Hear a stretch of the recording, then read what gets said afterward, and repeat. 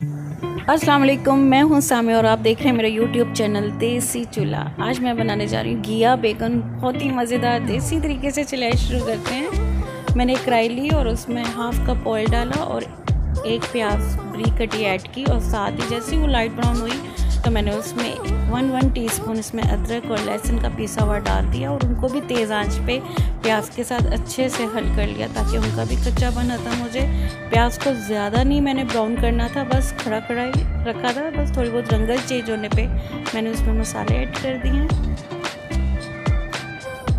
और साथ ही अब जैसे ही अदरक लहसुन का भी कच्चापन खत्म होगा और ज़बरदस्त हो जाएगा तो मैं उसमें 2 अदर टमाटर ऐड करूँगी। उसमें मोटे मोटे स्लाइस में कटे हुए हैं और टमाटर डालने के बाद इसको मैं अच्छे से हल करूँगी और मीडियम फ्लेम पे इसे हल्का सा ढक्कन लगा के रख दूँगी 5 मिनट के लिए। उससे क्या क्या टमाटर अच्छे से घुल जाएंगे और नरम हो जाएंगे। ये देख सकते हैं 5 मिनट हो गए और टमाटर बिल्कुल घुल गए हैं, अच्छे से हो गए हैं। अब साथ ही इसमें मैं तकरीबन आधा किलो घिया था वो ऐड कर रही हूँ। बिल्कुल ब्रिक ब्रिक कटे हुए हैं, आप मोटे मोटे मत काटेगा, ब्रिक ब्रिक स्लाइस बिल्कुल ठीक रहते हैं। अब साथ ही घिया डालने के बाद इसमें हाफ़ टीस्पून में हल्दी का ऐड करूँगी, 1 टीस्पून इसमें मैं नमक ऐड करूँगी और साथ में 1 खाने का चम्मच भरकर मैंने लाल मिर्च का डाला है।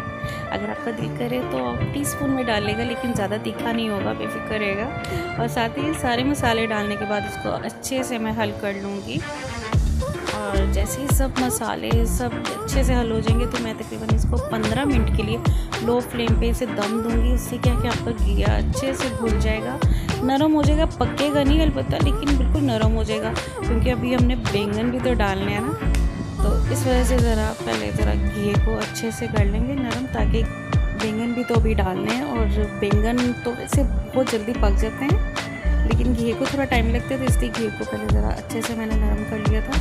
अब साथ ही इसमें मैं बैंगन ऐड करूँगी। बैंगन 1 किलो थे, घिया था आधा किलो और बैंगन तकरीबन 1 किलो थे।